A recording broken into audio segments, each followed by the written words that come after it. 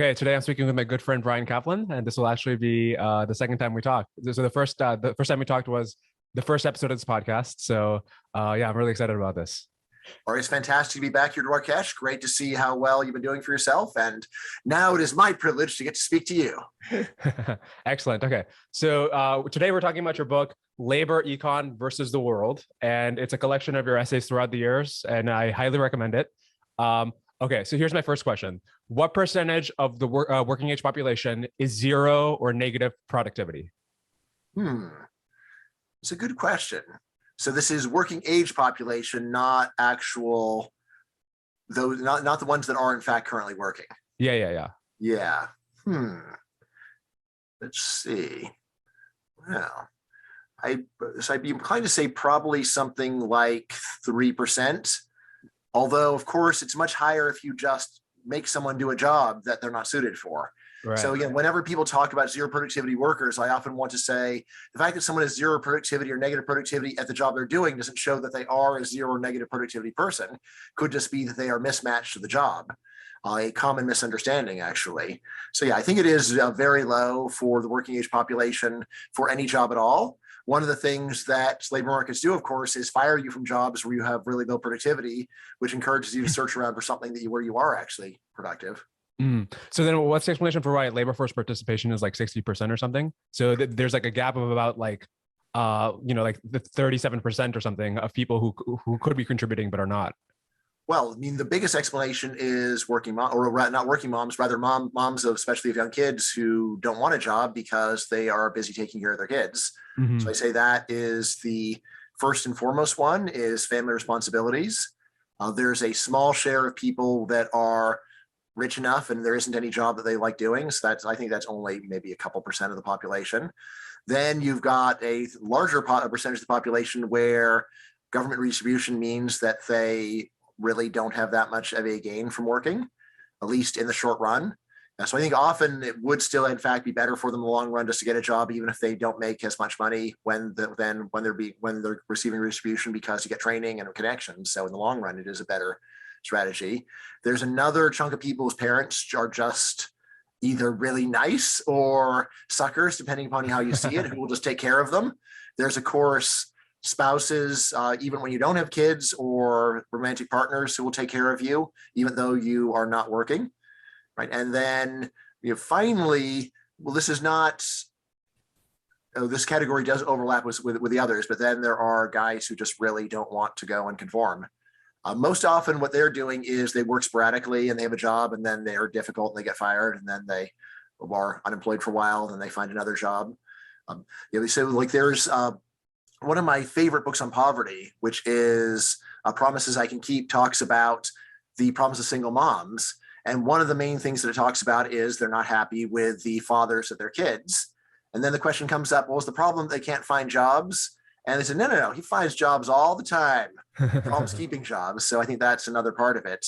So, of course, if you officially say that you're still looking for work, but you just don't find a job, then you'll be counted as unemployed.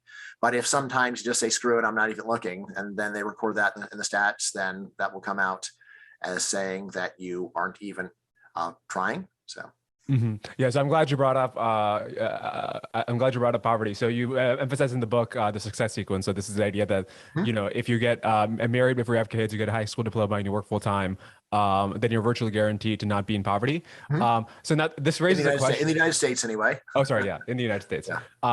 And so this raises a question: if it's so easy to stay out of poverty or to not get into poverty in the first place, and if so many people are still avoiding doing these steps, like what is the explanation? Because clearly being out of poverty is like something that a lot of people, you would think they would want. So are these steps harder than we think? Like, what is the explanation for why so many people are still failing to comply by these basic steps? That's a great question. So when people ask me about the meaning of the success sequence, I say, well, look, imagine there's some research saying that here's a simple recipe to avoid poverty. First, be first in your class at MIT. Second of all, win a Nobel Prize. And third, marry someone who won an Academy Award. If that was the prescription, then people might reasonably say, well, hardly anybody can do that, so I'm not even going to try. That's ridiculous. It's hopeless. And then if that's what you have to do to avoid poverty, then you could reasonably say, well, most people just couldn't possibly do it. What's interesting about the success sequence is that it does sound quite easy, right? So American high school standards are very low. Basically, if you just show up and try, then you're very likely to get passed along. So you'll graduate from high school. Getting a job for working full time. Even when you go and ask people who are in poverty during all but very severe recessions, normally they'll say, yeah, it's easy to get a job. It's not actually very hard. This is, again, talking to actual poor people. This is not just the opinion of economics professors. And then finally, waiting until marriage to have kids, that sounds really easy. It's like, well, yeah, we've got reliable contraception. It's not like you need celibacy or anything. Just delay until you've got someone that you are comfortable raising the kids with. So as to why these three things, why people don't do them, well, there's a few possibilities. So one is that people just don't know. All right, I'd say this is really hard not to know, because you have so many people. First of all, you have a lot of people telling you, your parents are telling you, teachers are telling you, other authorities are telling you, coaches are telling you. Furthermore, it is totally normal, even in neighborhoods where people are not following this, for parents to want you to follow it, which I think is a telling piece of information. Because there is a critique saying that this success sequence only works for people that are growing up in a middle-class neighborhood, and it is just not realistic it is not actually a path to out of poverty for other people. If that's so, why is it that parents who themselves have not followed it push it so hard? Which, again, it appears to be totally normal. It is really weird for a single mom to raise their kids saying, you know what, I want you to be a single mom. It's the best. It's the only good path in life. Right? That's not normal. Instead, the normal thing is to say, look at how I messed up my life. Don't do what I did. Wait. Right? And then people still don't wait. There's also a story saying, well, look, even though people are telling you to do this, you don't have any good examples where you can see that anyone's followed it. So there isn't really any real proof. And here I say, well, probably your teachers in school follow it. So you can look at them and you can say, all right, my teacher might not be the coolest person, but they're not living in poverty, right? Bare minimum, right? So my teacher seems to have a path out of this.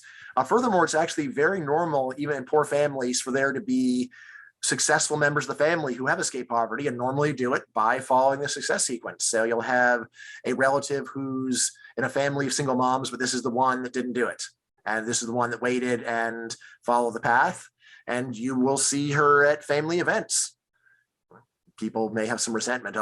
She thinks she's so much better than the rest of us. But again, you can't say that they don't have any firsthand experience with it. They've got that.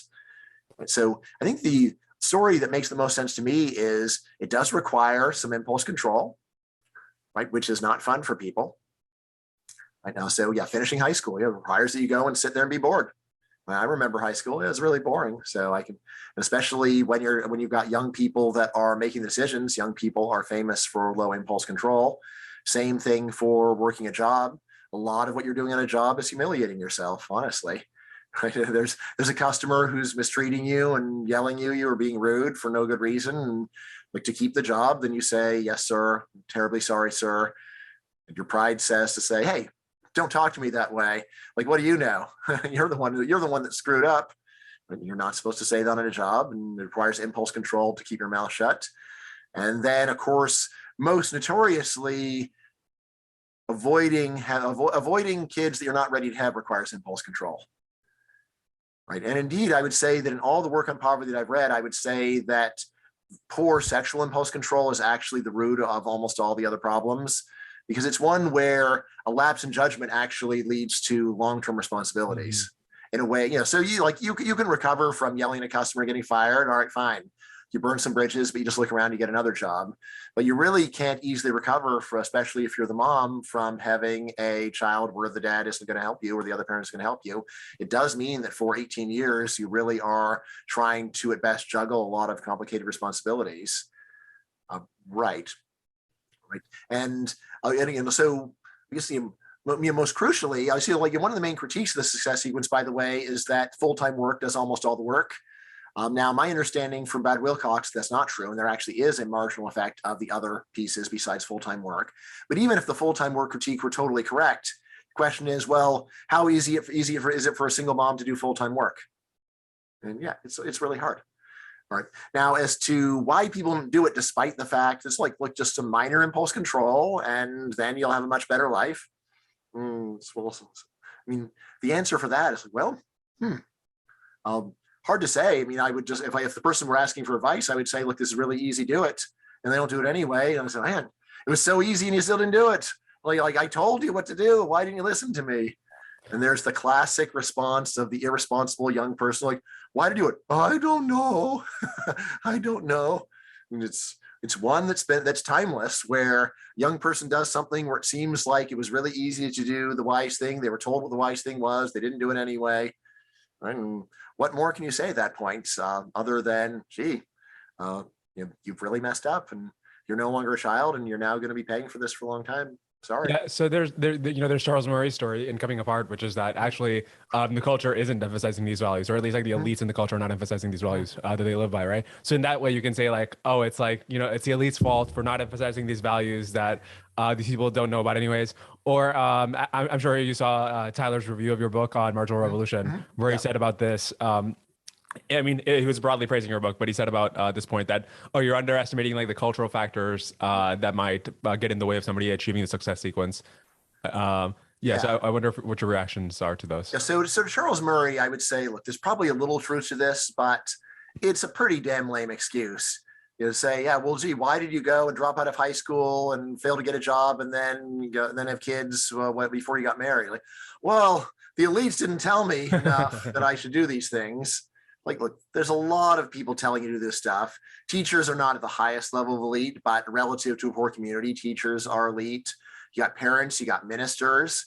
In a poor community, a minister, well, what's the minister telling you? Is he telling you to not do the success sequence? No, he's telling you to do the success sequence. He might also be adding that this is an evil racist society that's screwing you over. But if anything, that's a reason to go and be careful with your behavior so that the racist society has more trouble screwing you over, to say, look, I don't have a lot of second chances, so I better watch my behavior and be mindful. Right now, I mean, I think it is fair to say, look, elites could do a bit more, but again, to say, well, I wanted to do all these things, but the elites just didn't tell me, so blame them.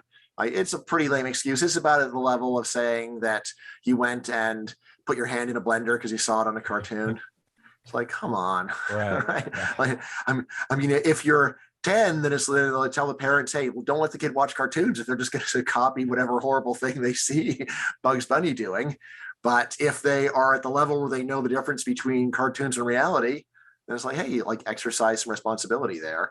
Right. And again, for Tyler saying I'm neglecting cultural factors, I do talk a lot about cultural factors here. Right. I mean, I'm well aware of the fact that people tend to imitate other people. It's just the question of how good of an excuse is that? There's all my friends. You'll say, well, if all your friends were jumping off the Brooklyn Bridge, would you? Well, I don't know, maybe. Like, well, that's pretty foolish, is it not?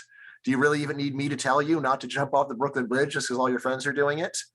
And so I have some other pieces where I just say, look, nobody really is willing to actually accept these kinds of lame excuses as a rule, because it would mean that you would be going and exonerating people for horrible behavior. Someone who says, well, yeah, like I did go and commit a lot of war crimes, but there were a lot of other soldiers doing war crimes too around me. It's like, well, did they kill you if you didn't participate? No, but they would have laughed at me if I didn't go along with it. But yeah, well, yeah, sometimes you need to be laughed at so you don't become a murderer. And I don't think you really need me to tell you that. It's obvious enough when you think about it. It's a very lame excuse to say, well, but the other soldiers would have laughed at me if I said, let's not burn this village down and I don't want to participate. I mean, by the way, this was also, I believe, the point of a pretty famous book, Hitler's Willing Executioners, which asked the question, what happened to Germans who just said, I'm not participating in the Holocaust? You might think it's a totalitarian despotism. You're going to get shot yourself, or sent to the concentration camp yourself if you say, I refuse to go along with this immoral plan that you have. And what the book said is hardly any Germans were ever punished for refusing to go along. They would just say, okay, well, he's not very comfortable with this, so I guess we won't make him. And it was like, that's all that it took? I mean, it's one thing to say, do you have the courage to go and die to avoid going and hurting an innocent person? And it's a very different thing to say, do you have the courage to not be laughed at to avoid being a murderer? Like, that's not that big of an ask, actually. And I will say, and I think many of your listeners will remember, are there times that you followed your conscience, even though you had some peers laughing at you and you did it anyway? Is it really that hard? Come on. Yeah. But so I guess putting aside the question of moral blame, to the extent the argument you're making there when you talk about the willingness of, let's say Germans in Nazi Germany, you're making the argument that like, oh, human nature is very perceptive to what the peers, what your peers think, and they don't want to disappoint the people you're working with and so on, or within your community. So that implies that, causally speaking, the community matters a lot, or the culture matters a lot. So like, what could be? I think Robin Hanson reacting to Tyler Cowen's review of your book, he said, I guess this is kind of amusing. So I don't know if he's like necessarily endorsing this, but he said, maybe this kind of justifies cultural imperialism, where a culture that has better values when it comes to success sequence adjacent stuff, they could kind of impose them on cultures that have worse values here. So like, what do you think there anything can be done to improve the culture when it seems dysfunctional in these ways? Does greatly cutting back on redistribution or making it more conditional upon good behavior count as something we can do? I think that's a really obvious thing, is to just say, look, it was pretty easy for you to go and avoid these problems. And so we're going to treat you differently because your problems were avoidable and you didn't avoid them. Mm-hmm. So that could just be lower amounts of payments, or cut people off sooner, or just say, look, you're not eligible. These are all possibilities. So there's that. In terms of other things to be done, I mean, you could actually go and teach the success sequence in schools. I don't know that it's going to be all that persuasive, because it really is just going and repeating pretty much what you're already telling kids anyway. I do have some thought that if you just ramp up the level of preaching by a factor of 10 or 50, then maybe it would work. Right? So there is a lot of research saying that various things don't work. And then the question is, well, they don't work because they have zero effect, or they don't work because the dosage is too low. And honestly, I often think the problem is really low dosage. It's just the question of, is this an organization that actually has the steel to give a very high dosage? For example, foreign language education, right? The kind of foreign language education that goes on in American high schools essentially has zero effectiveness. And yet people do learn foreign languages. How do they learn foreign languages? Well, you basically learn it when you take the intensity of a normal high school program and you ramp it up by a factor of 10 or 50, and then people learn. All right. Now, given how much time schools are already spending on foreign language, which is typically in, say, a place like California, is 3 years out of high school, you don't really have the time to ramp it up by a factor of 10 or 50. It would just absorb the entire program. And that's where you say the amount of effort that would be required to go and actually get fluency in Spanish is so high that we're better off not trying. Right. For something like this, where people really are messing up their lives at a pretty early age, then maybe, and especially if you're not currently giving them 3 years of advice, you might only be giving them a few hours per year when you add it all up. Maybe you did go and multiply that by a lot, then it would actually have the effectiveness you're looking for. Definitely, it's the kind of thing I say it's worth just trying and just seeing whether it work. If we just go and make a much bigger effort here, and and also just consider A/B testing, where some people just get the lecture and some people you go and actually meet people who messed up their lives. I mean, honestly, I don't think it would be at all a bad idea to go and recruit homeless people to go and talk to kindergartners. Right? And just, say, like especially you're in a poor area, so you see these guys that are just sitting on the side of the road. Well, let's bring them in and talk to them and find out what's going on. Ask them what they think they did wrong with their lives, if anything. Right. I mean, I think people would just be so squeamish, like you don't want to go and traumatize 5-year-olds by having them meet a homeless person, have them talk about his crack problem or whatever. But I would say, why not? Like, if you just convince one kid in the class not to become homeless with this experience, mm-hmm. Or again, if one isn't enough, do it 10 times, do it twice a year until until you finish high school. Right? It seems like it's at least worth a try. Like, couldn't cost much. Yeah. Yeah. Going slightly off topic. Does the fact that foreign remote workers are paid many multiples less than Americans who are also remote workers, does that suggest that foreigners are lower productivity than you think? Maybe there's like some cultural barriers that are preventing them from being as valuable as Americans are. Maybe there's some other factor. But in any case, like, why is the fact that programmers in India who are working remotely are paid much less than programmers in America who are working remotely? Does that suggest that actually the people in India are actually lower productivity than you think? It definitely suggests it. However, we have tests to show the suggestion is wrong. right? Because we actually we know what happens when you are a remote programmer in India, but we also know what happens when you move that remote worker to the US or another first world country, and then we see their wages skyrocket. So it seems like the most you could say is there might be some interaction between being foreign and being remote. At least we know that being foreign and being present in a first world economy in no way predicts lower pay and probably also like no difference in job performance really. So now as to why that is, I mean, one thing is that we've had the remote work there was such a huge increase during COVID that right now we perhaps we're just not in equilibrium yet. So right now, it may be that it's taking time for first world companies to say, wait, we know we could get better workers that are as good for all this money in the third world. So maybe that's what's going on. But, you have to think that there is a reason why remote work, first of all, was rare before. And second of all, why most firms are eager to return to in-person work. So I think I have to think that there are some serious problems with it that are maybe a little hard to articulate. My best guess here is just that while it may be not that bad to go and switch to remote work when you already have a well-functioning team that you have assembled for in-person work, but it's probably a lot harder to get a well-functioning team that has never been in person. Right? So essentially you might think of in-person work as being an investment in being able to cooperate well, whether or not you're in person or remote in the future. And if you've never been anything other than remote, then maybe the team building doesn't work so well. But again, the other possibility is that we're just not in equilibrium yet. Again, the economic argument comes down to if you really can get someone just as good for a third of the price from another country for remote work, then why don't you do it? Right now, again, of course, there is the answer of lower productivity, which again, I say is plausible until you actually see what happens when you move that same worker into the first world and you say, nope, turns out he was just fine. And the problem was probably remote work, or maybe there's something about remote work and being in another country as well that might make it happen. So by the way, I do have a friend who's actually American living in Spain, and he's applying for remote jobs and it doesn't work for him either. Right. So it's not something about being Spanish. It seems to be that a US company isn't interested in him because he's in Spain, even though he is a well-credentialed American. And that is a problem for him.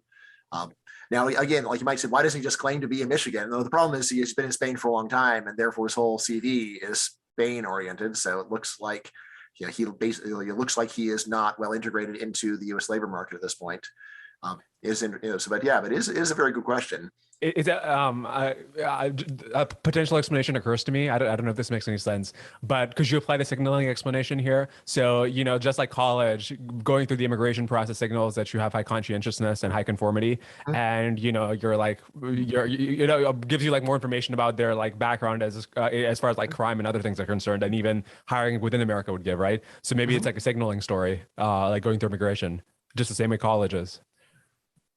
Yeah, the problem is the immigration system, I just don't think is really very meritocratic at all. It's quite arbitrary. I mean, remember, we even have the diversity lottery. So, like if you see that someone got into the US by winning the immigration lottery, you're inclined to say, well, if he's just a lottery winner, he just got lucky, so I should think that he's not that good. Right? That's not actually the normal reaction. So I don't think, and that's a case where there's an enormous amount of luck involved. Let's see. And then again, for other stuff, it's just so obvious that it's mostly about family reunification, really. So it's like, look, this person was lucky enough to have relatives. I mean, there is some level of commitment to go and filling out paperwork and so on. But yeah, as to how much that makes you enthusiastic about hiring the person.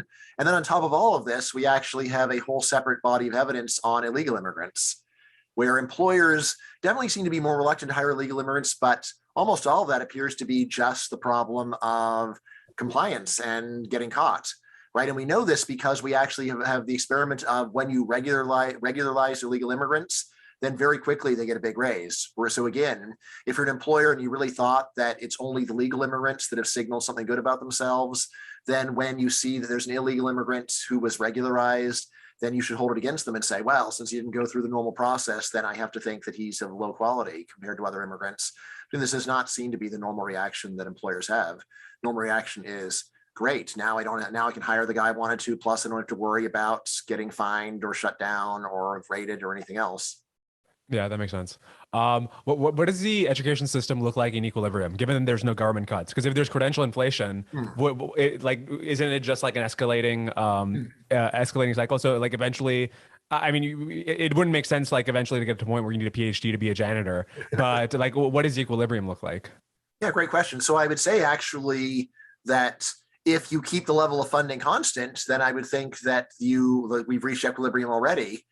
There are other, and there's actually periods when the share of Americans with college degrees was actually quite flat. So basically during late 80s, early 90s, I believe the share of so would be what would be like share of like 25 to 29-year-old Americans who had finished bachelor's degrees was quite flat for about 15 years, which then led many people to say, okay, we've reached equilibrium and now it's over. Then afterwards, it resumed its upward increase, and it went from like 25%. Now we're getting like more like 35% of people in that age bracket have finished four-year degrees. As to what were the shocks to the system? Yeah, that's an interesting question, and I don't have more than speculation here. Part of what's going on, of course, is that much of the rise is driven by women. So there is a growing disparity between male four-year college graduation and female four-year college graduation. And so I think a lot of what's going on is that this is a period when it's becoming more and more normative for women to go to college and to get their four-year degrees. And there's, as I said, people are conformists. So if you are a young woman, you see this is what almost all the other young women are doing, then very inclined to go and do that. So in terms of sheer affordability, this is overall a period when college was becoming less affordable. It's easy to exaggerate that because there's also so much financial aid, and then furthermore, of course, people are getting richer on top of that. So that is complicated, but nevertheless, at least I would say that it's probably not driven by changes in affordability too much. Let's see. Like another story is just rising inequality is another reason to go and get more education. So when the gap between high school graduates and college graduates goes up, this is a reason for more people to go. So there's probably that too. So you can get changes in just the structure of the economy, higher return to quality, that kind of thing also matters. Right. But I would say the idea that there's just an inexorable tendency for education to rise no matter what, I think that's wrong. There's this old line attributed to Herb Stein that anything that can't go on forever won't go on forever. Yeah. Right. Very reasonable point. As to how far it can go, though. There is something else that I don't think we have really good data on this, but I strongly suspect it, which is that schools are constantly slightly lowering their standards over time in order to make it easier to finish. So that's something where it's very clear they lower their standards between 65 and today. Right? It was like the curriculum was just much more intellectually demanding back then. It is harder to say with great confidence that they lowered standards between 2000 and 2022, but that is definitely my suspicion. It's one where if you are a college professor, especially at a lower ranked school, you'll appreciate what the pressure is, which is every year you have a class of students, most of them don't want to be there and really are not academically inclined. And then the question is, how many of them am I going to fail out? Now, if you have any pride in your work at all, you'll start by failing the people who never showed up and didn't even do the exam. Right? So it's like, okay, well, I can fire them with good conscience. Plus, I don't even know what they look like, so it doesn't hurt my feelings, and I don't feel bad for them when I flunk them. But then there's question of, well, what about the people that showed up and tried but no zero? What do I do about them? Most professors' pride still says, no, I can't pass that person. It's sad, but I can't. But when you do it for 30 years in a row, probably there's a general tendency each time to go and fail maybe like 0.2 fewer people per year. And then over time, this happens. And then there's also a culture of what is an acceptable share to fail. And then as the standards fall, you get weaker students there. And then the process continues to amplify where the standards keep going down. So I do think that there's been a lowering of standards, which means that more people want to go to college because they can actually have a prayer of getting through. And then when you do that, that does spur further credential inflation because you've got too many people of low quality with the degrees in hand. And so you need an additional degree piled on top to get much confidence in quality. Right. So then why don't more employers care about the hardness of a curriculum for the college that they're interviewing students from in comparison to like what level of degree they have? So they'll care like, does he have a master's or a bachelor's? They'll care less about like, did he go to U Chicago or Harvard? Like I've heard that, U Chicago is much harder, right? Like I don't, but employers don't seem to care that much. Oh, like, that's an even stronger signal of conscientiousness that he went to U Chicago. As long as, the incoming class had a similar GPA and SAT score, like shouldn't employers care about that? Good question. Right. So here's what we know about the actual payoffs of different kinds of college degrees. The single best predictor of payoff is your major. And the majors that are thought by most people to be harder generally have much better payoffs. That's right. Yeah. So step one is employers are doing that. They are much more eager to go on higher STEM majors. Econ majors, for your listeners who are trying to figure out what they want to do, earn a lot more than business majors. And you might think they're the same, but the world treats econ majors almost as well as CS or electrical engineers, which when I discovered it, I was kind of amazed. I'm like, wow, what a deal. I always tell my students economics is the highest paid of all the easy majors. And when they start getting flustered and say, easy, it's a lot of, like, look, this is not CS. You're not getting vitamin D deprivation from going and doing your work for 72 hours straight underground. Come on, yeah. So it's harder than business, but it's not hard. Absolutely, just put in a little bit of effort, and you'll get through as long as you can do pretty basic advanced math. As long as you can take a derivative of an easy function, you can get through econ. Yes. So anyway, major is the single biggest one. Now there is a big literature on why is it that on the return to selectivity of colleges. Definitely very subtle differences like Harvard or Chicago. It's very hard to pick up much there. But again, I think you could just say, yeah, well, employers don't distinguish because hardly anyone goes to those schools. They are really close, in fact, in terms of their quality. They are going to distinguish between Harvard and, say, Cal State Northridge, something like that. There is a puzzle about why don't employers seem to care more than they do about the selectivity of college. And it seems like part of it gets picked up in the major because harder colleges, people are more likely to do harder majors. And then another part of what's going on is people are looking at your overall background. So when we say that selectivity doesn't matter much, this is adjusting for a lot of other facts about you. So if we didn't, then we would see that we do actually have a noticeable gain from the selectivity of your college. So I guess my main answer would be that they already are using a lot of information to distinguish it. And then really it comes down to, for some further really fine-grained differences, why don't they pay more attention to those? And I think the easy answer is the fine-grained differences just don't come up that often.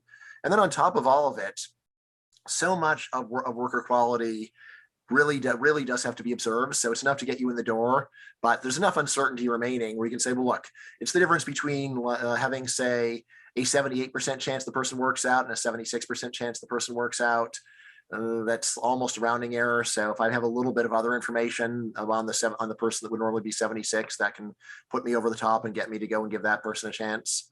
So I think that what's going on is actually quite a bit more reasonable than you might think if you don't know a lot of the details. Right. Yeah. Okay. So you another point you're making in the book is that market discrimination is often caused actually by government interference, and then it will solve itself in equilibrium. But I mean, if you just look at college discrimination of Asians, right? So like the government is not requiring Harvard to like discriminate against Asians. Yes. And in fact, it like lowers the signal that Harvard is able to send if they do aggressive affirmative action. But and then even like actual companies that are in the market proper, like Google or something, they'll do affirmative action too, right? I mean, you could say like a little bit of that is required by discrimination law, but probably not to the magnitude they're doing it. What is the explanation for why that hasn't been solved out by just competition? Right. So there's multiple things going on. So for colleges, the key thing is that they're nonprofits. And so I have this running argument with my colleague, Alex Tabarrok. There is a whole economics of discrimination based upon the idea that, for example, if it was really true that women earn 70% as much as equally qualified men, that any moron has a get-rich-quick scheme, just fire all the men at your firm, replace them with equally qualified women, and save a massive amount on your labor costs. So that's sort of the classic economic argument, and I think it's basically sound. But the key premise is precisely that you're dealing with for-profit organizations where there's someone that is willing to do something that sounds ugly in order to get rich. And so, I mean, I'm always telling them, look, this does not apply to nonprofits like academic departments or universities. So that's the first thing that I would say, is that nonprofits, at minimum, the pressure on them to not discriminate is much weaker than for profits. So I would distinguish those two quite strongly, actually. Yeah. And I'd say, actually, nonprofits, you should definitely expect them to do more discrimination. And then the question just is, what kind of discrimination are they inclined to do? Right now, so this is one where in the old days, when there was a lot of anti-Semitism at top schools, then the top schools would be engaged in discrimination against Jews. Right? Well, how could they afford to do that? Easy. They're sitting on a mountain of money that isn't theirs. Right? They're not going to go bankrupt if they go and have a tight Jewish quota. It's not like there's any skin off the nose of the admissions department. And therefore, they can engage in whatever discriminatory preferences they may have, precisely because they are a nonprofit. So then what explains the discrimination at Google, for example? Yes, so I was just about to get to that. Yeah, sorry. Now, in the case of for-profit businesses, again, there is a certain kind of superstar company like Google where they are so rich that at least you might say, they could probably afford to discriminate for 100 years too and still survive. So, there are a few companies like that where they have just been so incredibly successful that now they're sitting on a mountain of money, and then they're not up against the wall saying, "Oh my God, if we don't do everything great, then we're going out of business." So now it's important to remember there's very few companies like that. They're famous. Also worth pointing out, the companies that think they're in that position forever, it's not like Harvard. There are a whole bunch of companies that were in the same position as Google that are now bankrupt. So even there, I think the people at Google do have some sense that there are limits to this.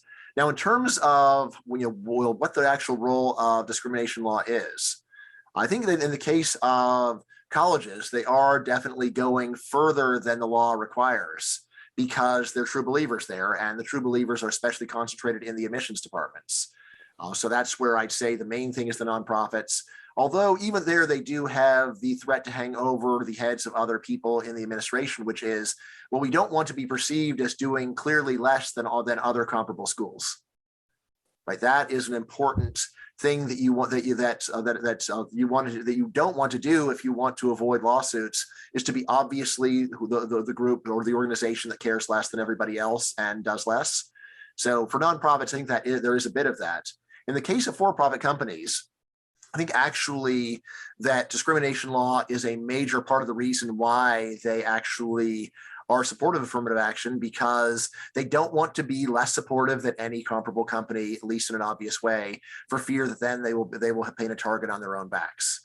Right. So I have a couple pieces that I wrote on this. I think they're going to be in a different book, if I remember correctly, because actually this is the first in a series of 8 books of my best blog posts on EconLog from 2005 to 2022. Oh, cool. Right. But anyway, what I say in another piece is that just imagine what would happen if you were a well-known firm and you just officially announced, we strongly oppose any kind of witch hunt about discrimination.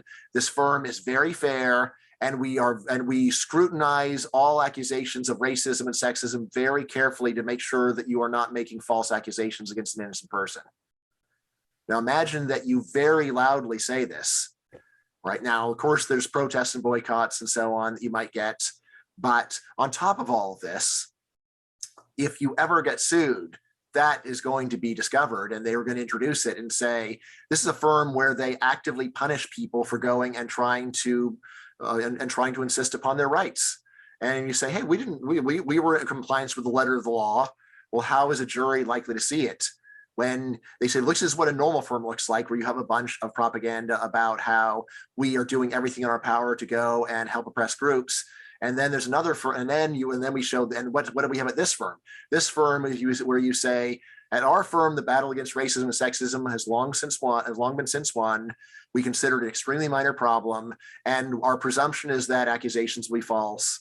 We'll listen, but we are firmly convinced that we are in the fairness of our own system, and so we are going to carefully scrutinize and discipline people who level false accusations. Right? I think if you were that firm, you really would be painting a giant target on your back. It would not be safe. Right? So, right. And this again is how there has been an expansion of discrimination law over time.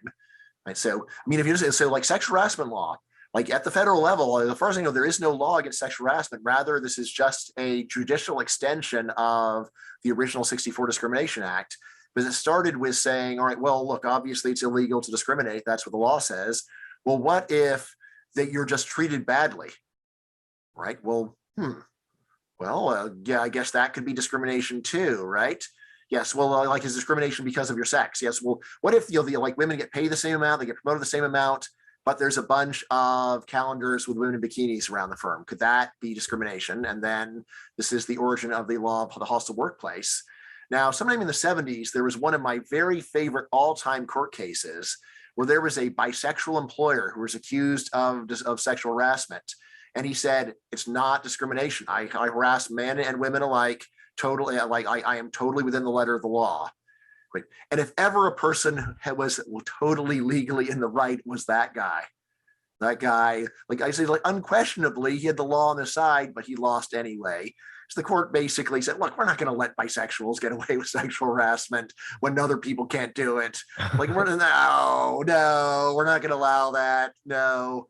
Right. And so it continued and then expanded to what we have now, where people can get sued because some employees told jokes or graffitied a bathroom. So that is at the level where we're at.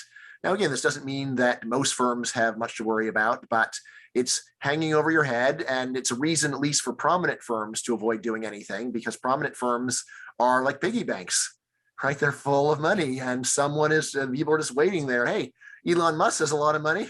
What if we could go and sue him? Like, he could pay. Right. So let's go after him. If it's just some guy's paint store, then probably not much is going to happen to you. Although even there, you're just a little bit worried.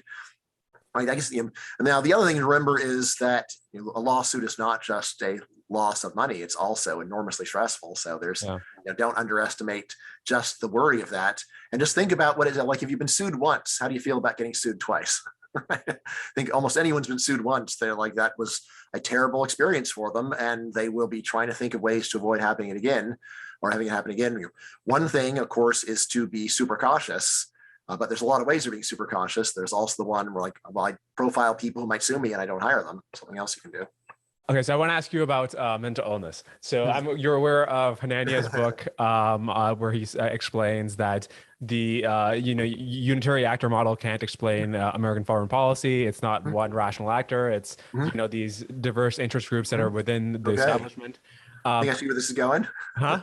I think I see where this is going. Right. So yeah, I was just about to say, can't you treat individual personalities this way? So, there's different ways to think about this. Maybe you can think of like modules within the brain that have like, that are trying to entice you this way or that, and they temporarily get a hold of you. Maybe, I don't know, personality parts, id, ego, whatever. There's different ways you can talk about this, but could you apply a similar model to individuals where you say, just as you wouldn't say like the average American is responsible for for the mistakes of American foreign policy, like, the individual is not responsible for the weird things that parts of their personality makes them do, right?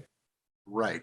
So I guess my first reaction to this is just introspection and say, look, I don't experience my mind as being like a bunch of interest groups that are pushing and shoving. But you're not mentally ill, right? Yes. Here's the thing. There's two versions of it. One is just to say that everybody's like this, and then the mentally ill basically have worse interest groups.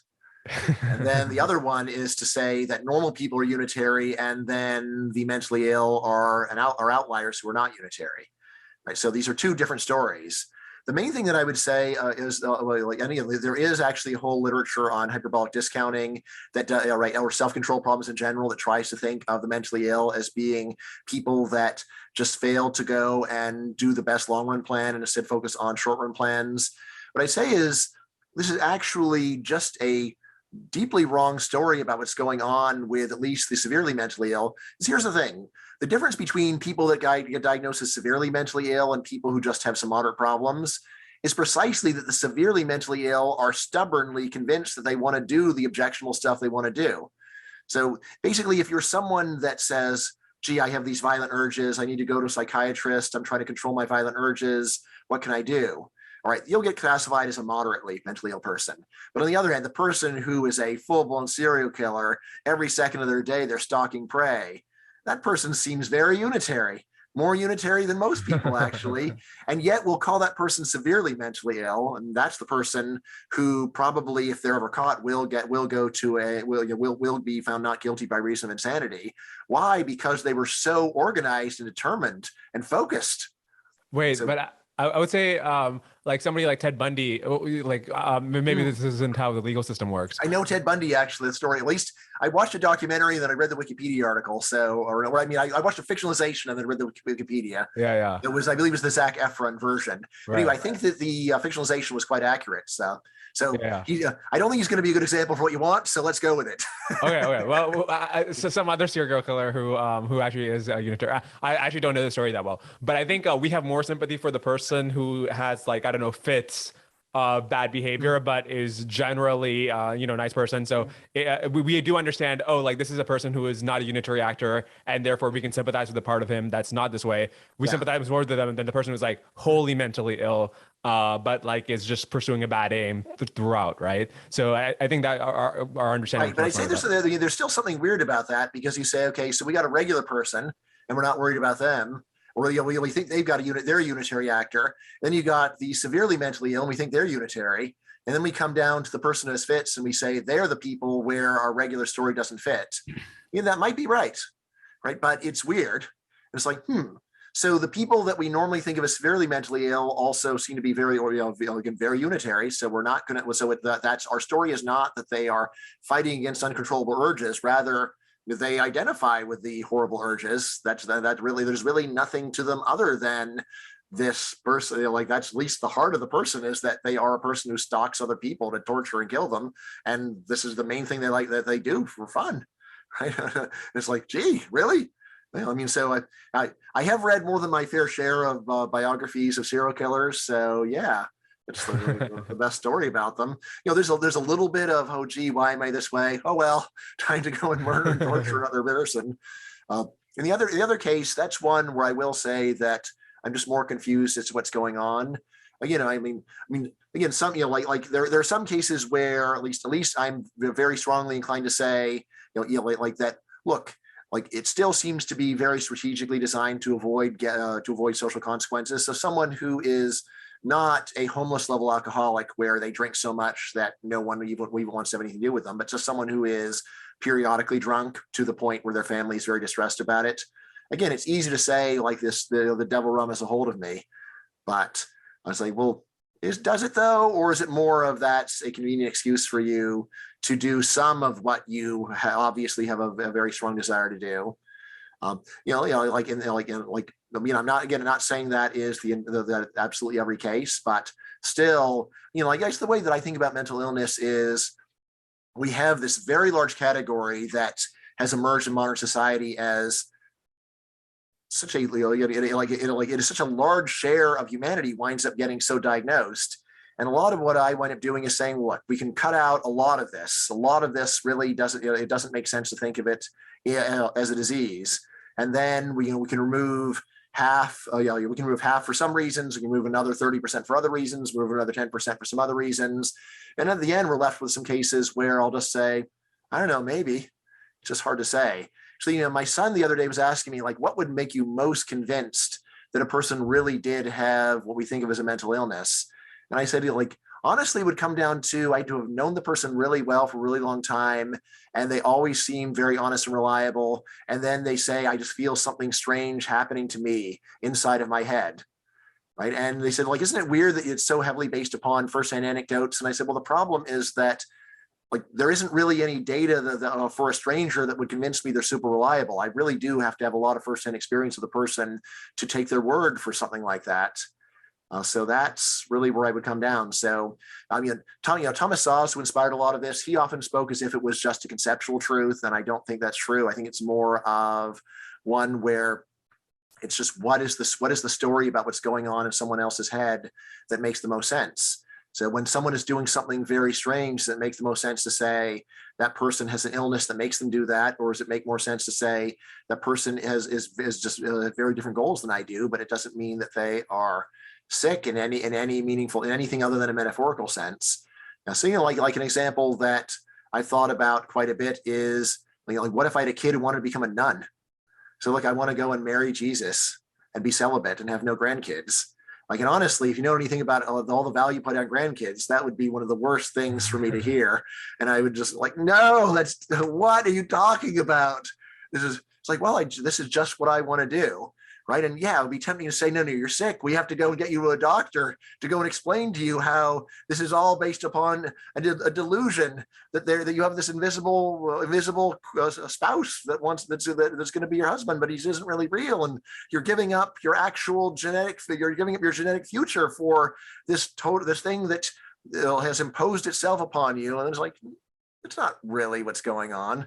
It's like the person is taking seriously a bunch of doctrines that a lot of other people believe and and trying to live them consistently. And yeah, I object because I think that they're mistaken, right? And of course, I especially object because it's my genes, and not just my genes, but also, look, I've got plans for being a grandpa, and like you're cutting into those plans. And I was planning on playing with my grandkids, not going and visiting you at a convent. That's not the life I want for myself, and it's not the life I want for you.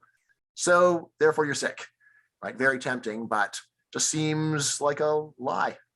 Yeah. All right. Some rapid fire questions. So first is, why is it that multinationals are just so much more effective than companies from companies from developing countries? You would think that they're actually familiar with the culture, they know the problems that the country faces, so they would be like a much more effective businesses. Why are companies that are founded in America that are foreign to the places where they're working, why are they just so much more effective? Right. So first of all, just to let people know, this is not just our opinion. There is a very impressive body of research saying this very thing. So most associated with the researchers Nicholas Bloom and John Van Reenen. But in any case, I'd say that a lot of the answer is that the culture is the problem. The culture is the problem. So if you have a nepotistic culture, to say, well, we need to come up with a hiring practice that works really good in our nepotistic culture. It's like, no. The whole problem is the nepotistic culture. You've got to switch over to a different cultural norm, because nepotism is cross-culturally a bad way to go and run a business. Meritocracy is the way to go, and this is what multinational companies bring in. So that's one of the most obvious ones. But then, similarly, just having a lackadaisical attitude towards punctuality. This is another cultural problem that exists in some countries to a much greater degree than others. Every country has some late people, but some countries, lateness is almost a virtue. I was actually talking to a guy who worked at, I believe it was Toyota in Brazil. And so Brazilians, he told me, they'll have a terrible problem with punctuality. And what did Toyota Brazil say? Like if you want to work at Toyota Brazil, punctuality, we insist on this, we will be fired, zero tolerance for lateness. This is our system. So really, they actually, to a much greater extent than in Japan, actually openly declared war on the cultural norm of it doesn't matter exactly when you show up. So I think that's probably a lot of the answer, is that the main thing that multinationals do is, if there's a cultural norm that can be deployed usefully, then probably actually local firms would be better at that. But what multinationals do is they actually find the universal truths of business, and then they try to teach them to places where these norms go against the culture in order to go and bring them into the world of modern business, raising their productivity and giving them the opportunities that people in other countries have. Now, of course, just to be fair to say Toyota Brazil, like if you want to work in some inefficiently managed Brazilian firm where they respect Brazilian cultural norms, you can, but Toyota paid so much better that it was considered a highly desirable job. So it's not just that there's some outside firm that comes in and says, your culture sucks, you have to do it our way, but rather there's an outside firm that comes in and says, if you're willing to bend on the culture, we will go and give you a lot more money than you usually get in this country. And it turns out a lot of people in those countries are happy to take that deal. So if cultural norms explain so much of the difference between the productivity of firms across different countries, then does that make you less bullish about, open borders? Because then you're importing people who have cultural norms that are just making companies ineffective from the places where they come from, right? Right. Well, I'm not worried, because basically companies that are in first world countries are very similar to multinationals in terms of what they do. So they don't just go and say, well, whatever people in this area or whatever applicants think is okay. Instead, normally they've got this list of cross-culturally valid rules for the right way to run a business, and then they say, look, if you want to be here, you're going to have to do them. Yeah, you could go and run your own business where you don't have to show up on time and see how that works for you. But if you want to go and work at our store, you have to do this. So I say really what businesses in the first world do is take workers who on their own would not follow these, because just because you are more open to punctuality than people in Brazil doesn't mean that you're all that thrilled about it. But a lot of what employers do is to go and take people that are not really well suited for a team initially and to weld them into a team. This is what coaches for athletic teams do, of course, is you take a disorganized rabble and then you whip them into shape. And this is the very same thing that businesses do. Routinely is, look, you've got someone, you have some managers at the top who know how things need to be, and then you have a bunch of flawed human material that shows up, and what are you going to do with it? You could just say, oh, I can't work with this material, it's too hard, and I give up, and then businesses are not run by those people. Instead, the normal thing is you have a manager who says, look, first of all, I know what needs to be done. Second of all, I have to figure out a way to get people to do it, even though it's not their strong desire anyway. Right? And if you go and read any book on management, it will give you a whole pile of advice on what to do. I'm a big fan of Dale Carnegie's How to Win Friends and Influence People. A lot of what he says is, for example, he says, give everyone a good reputation to live up to. Don't go and tell people you are a terrible late person, I hate you. That's not very motivating. Much better to go and say, first of all, notice whenever people on time, excellent, great. Right. And then secondly, if someone is a little late, say something more along the lines of, gee, normally you're on time and I can count on you. And it was really hard for me to run the business today. Now, obviously, there are some people that don't respond to being nice. And then people like that generally get fired after a while. By the way, so let's see, I think this is actually in another book, but you're familiar with the book by Barbara Ehrenreich, Nickel and Dimed. No. Basically she went and, so famous journalist, went undercover, did a bunch of low skill jobs, and then wrote about her experience and how terrible it was and how hard it is to be poor in America. So anyway, that's the usual write-up of the book. So I've read it. I think it's a fantastic book because there's a little bit of propaganda of that kind, but most of it, she just describes very, very neutrally what happened to her. And what happened to her is quite different from what her summary of what happened actually was. So, really, like when I read the book, I say, like, here's a worker who has a very negative attitude, and then employers don't appreciate it and try to get her to get a better attitude and do their job. And, right. So there's a lot of that going on. And then furthermore, the other thing that you really get out of the book is that people that are managing very low skilled workers probably are a lot more emotionally abusive and disrespectful than people that would be managing higher skilled workers. Right. But when you read the book, you realize why, which is two things. So one is honestly that with higher skilled workers, they have a lot more pride in their work. And so you don't need to be mean to them to get them to do their job well. It's more internally motivated. Whereas with someone who's washing dishes, like it isn't like they wake up every day and say, my calling is to wash dishes. You really do need to be harder on someone to get them to do that job well. But probably an even bigger factor is who manages a small town diner. Right? Is it someone who has great social skills and just knows the right way to make everyone feel like an important, special person? If you were that good with people, you'd be managing something much better than a small town diner. Most people who manage a small town diner, they're probably someone who was a good worker in that diner and they got promoted and they rose in the ranks, or maybe they actually started their own business and they ran it. So again, this is a case where a lot of why it can be unpleasant to be low skilled workers that you're being managed by people whose main experience is being a low skilled worker. And if they had top social skills, they'd be managing a higher status team. So that's something else you got out of the book. Right. Okay. Final question. What do you think of Tyler's idea in his book, Averages Over, that basically the labor market is bifurcating into people who can work with computers and people who are getting substituted by computers, and that's kind of the dominant theme of the labor market? Right. I'd say that the last 20 years of empirical research say that's wrong. Right. So here's my reading of empirical research. Empirical research says that from about 1980 to about 2000, there was a fall in the real wages of very low skilled workers and a corresponding rise in that of very high skilled workers. But then from like around 2000, that fall stabilized or even moderately reversed. And what we've actually seen since then is some fall in mid-skill wages rather than low skilled. So I say that just the facts don't really fit that story.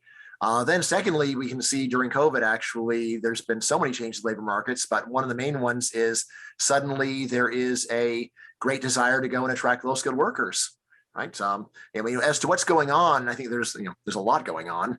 One is that There are still the hangover of some of the most enormous redistribution in American history and world history, where even when it's cut off, still there's a lot of people who previously were working because they had debts to pay, and then they paid off all their debt during COVID, and now they are at least in a really good position. And also maybe their parents say it's okay for you to live at home without paying rent because of COVID. Right. So there's a lot of people left because of that. There are some people who just, had enough money to go and retire early and they're scared of COVID. There's that. And then on top of all this, again, there still is this enormous overhang of this enormous fiscal stimulus, which was accommodated very readily by the Federal Reserve. I mean, if you go and take a look at how much nominal GDP increased, so basically from the bottom to about 3 months ago, when I last looked, US nominal GDP increased by 20%. This is an astronomical increase in demand. I mean, almost unprecedented, actually. So normally what happens during recessions is the government has some countercyclical demand policy to moderate the fall in demand, but there's still a fall in demand during recessions. This is one where actually the response was so enormous that it greatly overpowered any fall in demand. So actually demand went up, not down. So I think that's another thing that's going on, is that there's just been this very, very large increase in demand. So that means that, again, it's very easy for workers of all kinds, but again, probably especially actually workers that deal with other people face to face. These are the industries where people are most worried about the COVID. And a lot of people said, hey, can I go and get a job where I'm just teleworking and then I don't have to worry about the disease? And then once people get started doing that, there's a lot of desire just to cling to where you were. So I think that his story is basically wrong. There is a rising payoff for IT skills, but this is just one small part of a much larger world. I think it's just a big mistake to think of this as the big thing that's happening. Rather, there is there's just a lot of factors going on. But anyway, just in terms of the description of the facts, the period where the low skilled workers were doing badly was like 1980 to 2000, and since then, and actually before COVID, it looks like there was a moderate recovery, and then since then, it looks like big recovery for them. Cool, awesome. This was a lot of fun, Bryan. Thanks for coming on. Oh yeah, my pleasure. Thank you very much. And book again is Labor Econ Versus the World, and you can get on Amazon. And this is actually the first of a series of 8 books of the very best things that I wrote over 17 years.